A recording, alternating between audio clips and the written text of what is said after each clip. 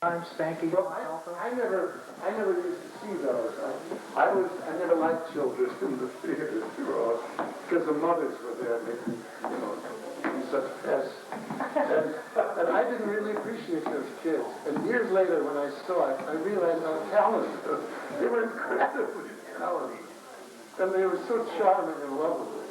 But I didn't appreciate it at the time. I didn't really mix with them much. But Spanky, I see him now once in a while at these meetings. He comes in from Texas every once in a while. We reminisce. And I tell him stories of things he did, and he doesn't believe me. He thinks I made them up. And my favorite one is, the road shop was very small. It was like a small town, and the gossip went around the block just like that. And I walked in one day, and they were all agog about Spanky. And I said, what do you do? And they said, well, this rich old lady who was related to some executive on the lot was wandering out, and she ran into Spanky. She walked up, and she said, oh, you sweet little boy. And she ruffled up his hair, and he reared back and said, you old ladies give me a pain in the ass.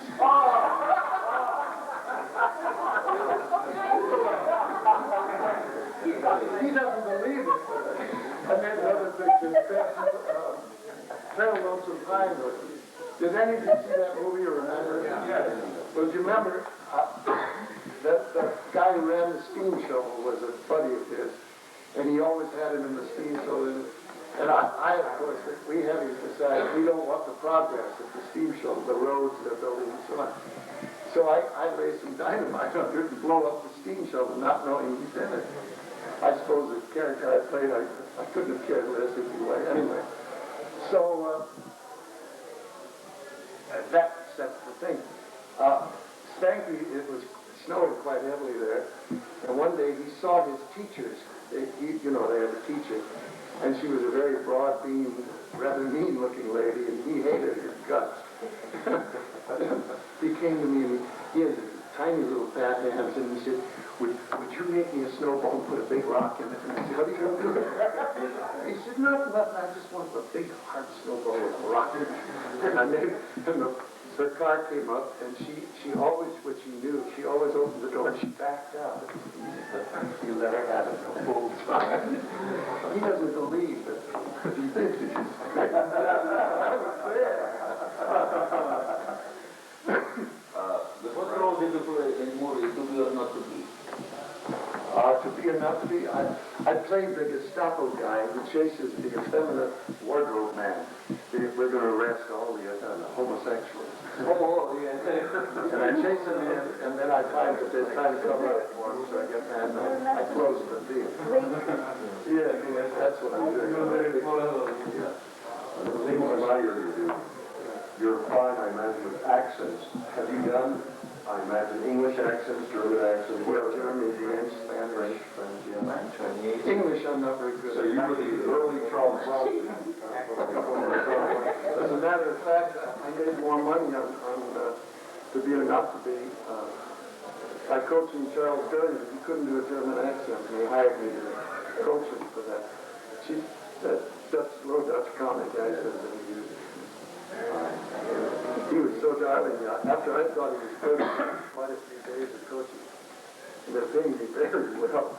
I said, I think that's it, Charles. He said, oh no, let's work a few more days. Let's get you a little more money. Other people concurred with that's it because it was nominated, wasn't it? For the Academy Award, yeah. I was real proud of that. That's a little part of his award.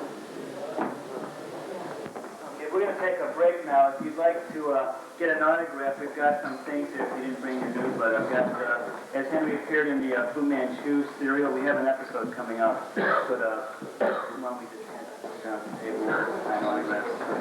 Okay, so if you want a copy of How He Looked at Fu Manchu or How He Looked at Silas Barnaby, or both. We also got the entertainment journal if you're out there, so you can get your copy from Becky. The dungeon scene. Richard Alexander? Yeah, he works out of a uniform.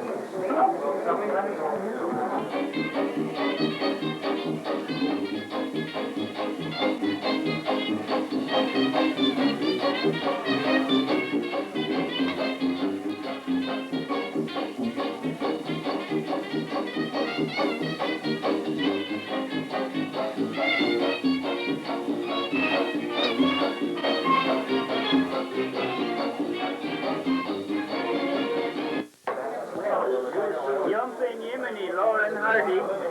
My buddies, yeah.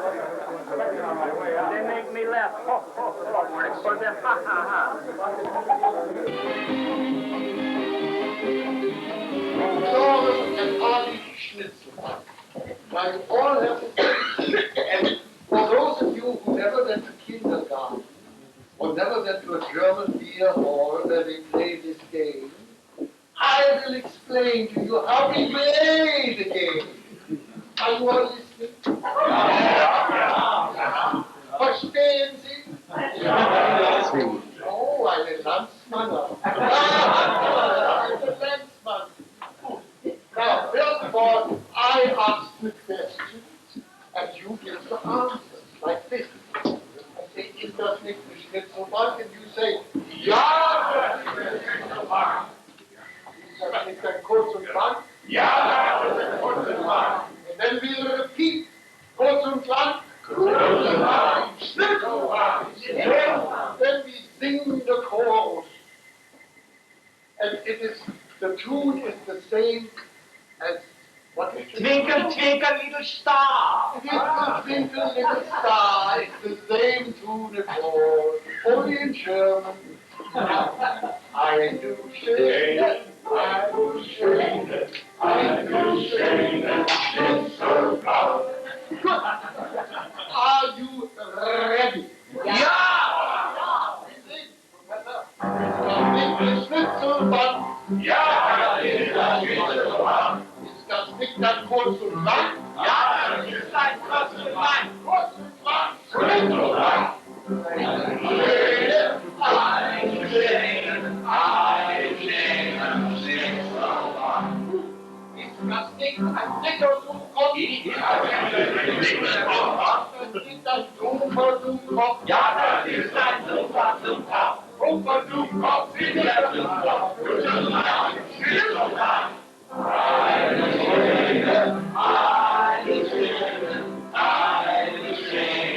Schnitzelbank.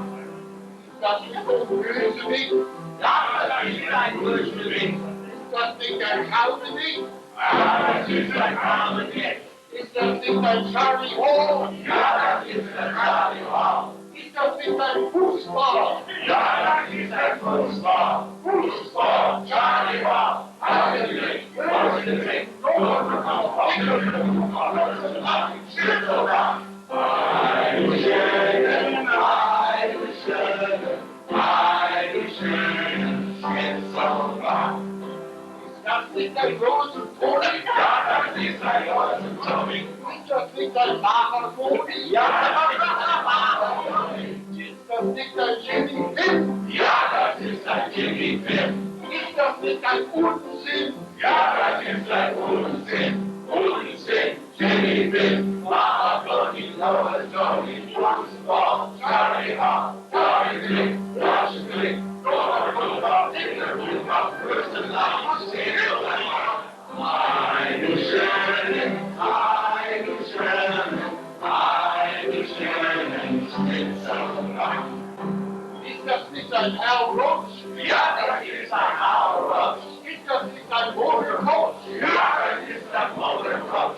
Ist das nicht Mehlwurst. Ja, das ist ein Mehlwurst. Ist das nicht ein sexy Kusch? Ja, das ist ein sexy Kusch. Sexy Kusch, Mehlwurst, Modenkopf, Hauerwurst, Unsinn, Jimmy Finn, Mahagoni, Charlie Hall, Charlie Hall,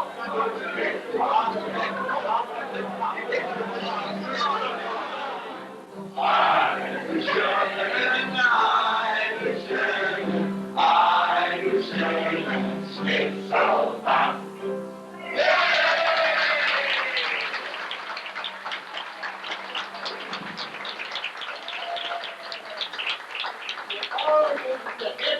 Now, in closing, I'd like to say what inspired me to compose this brilliant piece of writing complex here. Lois and Tony gave me these lederhosen, which Stanley wore in Swiss Miss.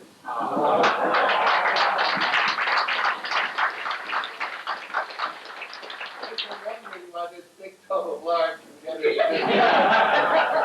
he buttoned it over his ear. Thanks so much.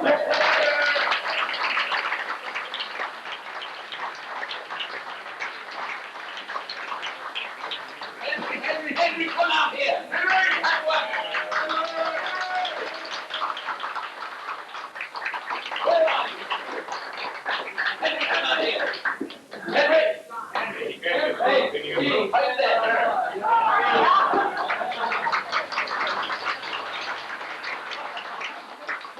Henry was playing originally in the drunkard. He had the most beautiful actress with him, playing Mad Agnes. And she is in our audience today. The lovely Miss Connie Palms, right there.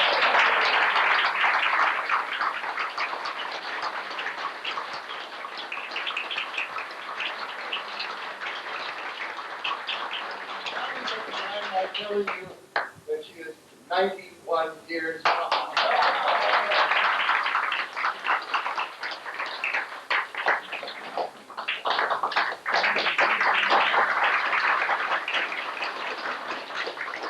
And this is Anthony Caruso.